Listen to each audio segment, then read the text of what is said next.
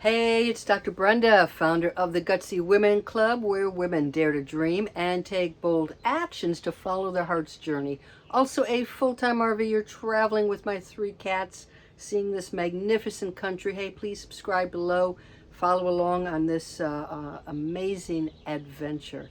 So I'm in California, and I thought, well, what better place than to shoot a little video on pot, weed, marijuana, cannabis, whatever it is you used to call it in college, and it's now it's everywhere, and it's legal in many states. In I believe right now in something like 36 states in the District of Columbia, it is legal in some form. Some of those just for medical.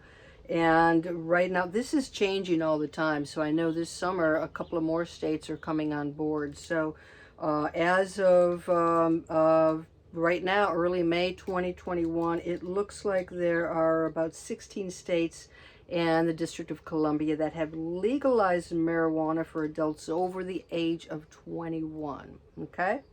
So California has had medical marijuana for quite some time, but they just hit the 1-year anniversary of the recreational kind of marijuana.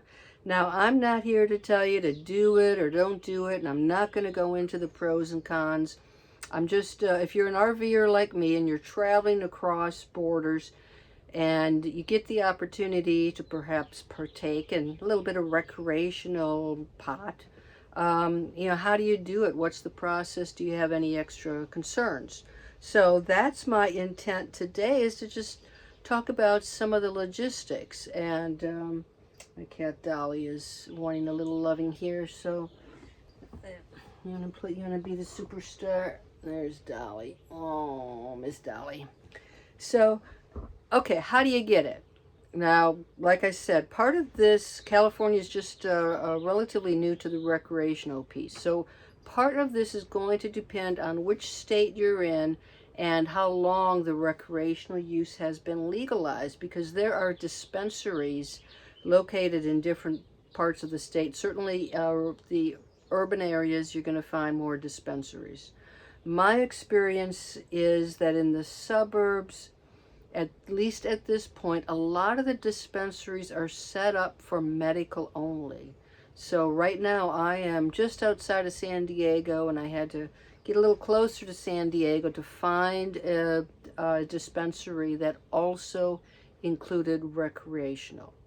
So most of these are online now, so you're just going to have to do a little bit of research. Okay, so now you find the dispensary, and then you're like, okay, now what? A couple of tips. These are highly secured, okay? So you can't just, it's not like going into a grocery store. You don't just, open the door and say, hey, here I am. I'd like 2 heads of lettuce, please. No, so you've got generally a security outside or inside, and you have usually an alcove where you have to get through security, and you've got to have your driver's license.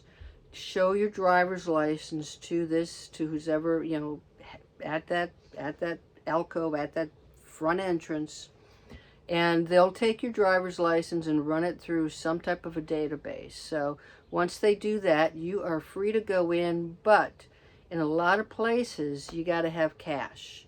So the one I was at, there was an ATM right in the vestibule. So it's likely you might find an ATM, but be prepared to go there with cash. And that's just because our federal laws are not consistent here. So every state is different. So the credit cards all run across, state lines. So it makes it very difficult to do anything other than cash. And that's another reason why it's so secure.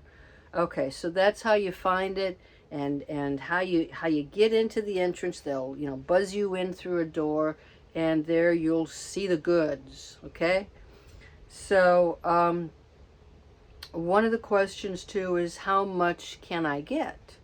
And that is going to vary depending on probably which state you're in. So, for instance, in California, I can have as much as 28.5 grams for personal use. Okay, so that gives you a sense of how much you can get. So, yeah, so hang on, hang on. So I'm going to show you a little bit about, what you can actually get. Now, all right, if you're like me and, you're not a frequent user, you've been, you haven't been in a legal marijuana place ever before, or it's been a couple of years ago, it can be overwhelming because there's everything is new to you. You have no idea what you're looking for, but they have trained staff there. So, how do you know what you want? Think about, why are you going there in the first place? Why are you getting some? What is the effect you want out of it? And so, generally, okay, you've got different strains, and here are some of the possible effects that you might be going for: relaxing, energizing, pain relief, sleep aid, boosting creativity. So those are some of the effects. So best thing to do is say, hey, I'm pretty new to this. I'm a beginner. This is the effect I'm really going for. Can you help me out? And they will be able to direct you to a subset of products. Okay. So one of the things that you might hear about is strains. And so there's a talk about 3 different types of strains: sativa, indica, or indica, I think it's called, and a hybrid. The indica is originally from the mountains of India. That tends to have a more relaxing effect. The sativa is more energizing effect, and then the hybrid has a little bit of both. But the experts say, that those are kind of meaningless. In terms of particular brands, are there particular brands you look for? Are there particular, cannabis products made in a certain area, kind of like your wine? You get your red wines from this particular region and your whites from here. Well, there are so many different options here. Maybe it is like going on a taste test, a wine tour, because there's so many different options. But they do have some of the more popular strains. I wrote these down because whoever came up with these names, these are really clever names. So this is just an example: Acapulco Gold, Sour Desert, Bubba Kush, Granddaddy Purple, Blue Dream, and yeah, so it's like they've got all these different variations. And again, if you're just starting out, I'm clueless, you're going to be clueless, so just follow those guides, who was ever directing you. Oh, okay, so one of the questions that people ask is, so I don't smoke, so I get the edibles, and people will say, well, I've got pets. Can the pets get into it? Can kids get into it? All right, I'm telling you, folks, I don't know who comes up with this packaging. I just I almost had to dynamite this case to get it out of here. So they've got this packaging way down. It can take you half an hour to get something open. So even if you're going after a chocolate bar, they've got special instructions here.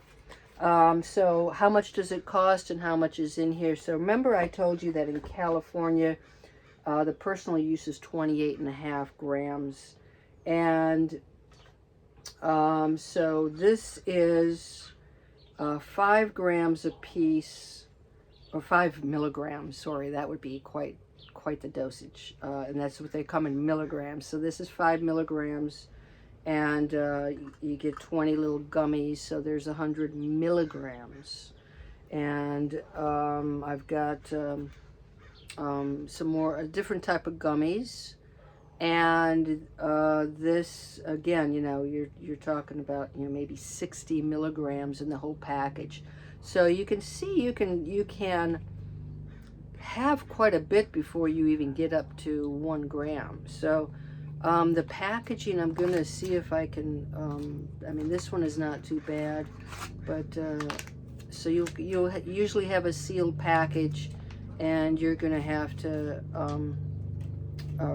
likely, you know, cut into that, and it's just, the packaging, even to get into that chocolate bar, was, you better not want it right away. Yeah, so, it's also adult protection packaging. It's really tough. So, I mean, certainly you don't want it lying around. You don't want kids to think that this is a gummy bear for them. So, be careful with that. And the cost, so I spent $16 to $20. So this, like this, I think is $20, and this was $16. And I wanted to get something that's more energizing. I don't need help sleeping. I do a really good job of that all by myself. So I went for the energizing. Side effects. What are the potential adverse effects? And generally, this is dry mouth, dry eyes, and dizziness. So they have you start really small. Just try a 5 milligram.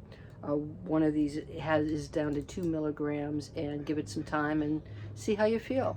So and again, I am not making any judgment whether you do or whether you don't, or whether you think this is good or think this is bad. I'm just telling you how to. So if you're going across the state and you're going into one with has legal marijuana, I'm just giving you some tips, guys. Now, for RVers, we're moving, right? So what happens if I buy my stuff, I buy the goods in California, and then I go to another state like Texas where it's illegal? Okay, I'm taking a legal product, but when I'm crossing the state line, it becomes illegal. Is anybody really going to care? Maybe. You go into some rural town and they're looking to create a little bit of cash flow. Maybe they see you've got a Oregon plate and you get pulled over for something little. So yeah, it can happen. The majority of states are starting to, at least, they've got the medical marijuana. There is an interest in the recreational, but for now, you're going to have to research state lines, how much you can control, how much you can possess legally, but also, if you're crossing the border into Texas or Alabama, someplace where it is illegal, just make sure you got rid of it, you got it stashed, or whatever you're going to do, because just understand that you could be facing a misdemeanor charge with, at least in some of those states, just for possessing cannabis. So okay, guys, that is it, and I hope you found this helpful. Hey, please subscribe below, follow along. If you have any questions, knock them, stick them in the comments. Maybe I can help you out or answer them or direct you elsewhere. Okay, you guys take care. Bye-bye.